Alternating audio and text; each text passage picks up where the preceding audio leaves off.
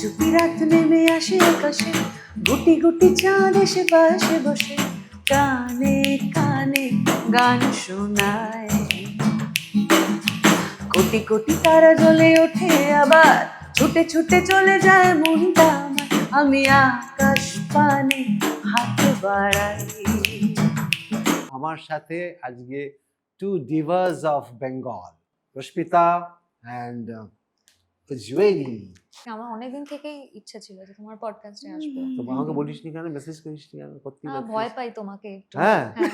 আচ্ছা তুই পাস না? না, এখন হিট গানের খুব সহজ একটা প্যারামিটার আছে, যদি সেটাকে ধরো, সেটা হচ্ছে numbers, views.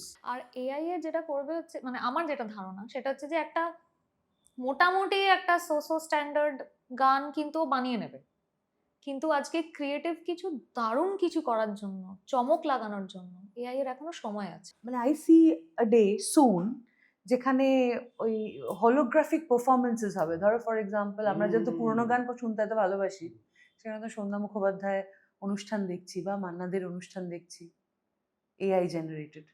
It's not, I don't think it's that far away. চল এই ব্যবসাটা করি, মানে রিলেট করতে পারছি গানের সাথে তো ডেফিনেটলি হয়, এবং ওই রিলেট যে করতে পারছি গানগুলো, ওই গানগুলোর কাছেই বারবার ফিরে যেতে ইচ্ছা করে। আমার মনে হয় মিউজিক্যালি এক্সচেঞ্জ না হলে কোনো জায়গায় সব জায়গায় স্ট্যাগনেন্ট হয়ে থাকবে। আজকের যুগে দাঁড়িয়ে আমাদের জেনারেশনে মনে হয় ভাবনাটা দরকার ছিল না? দরকার।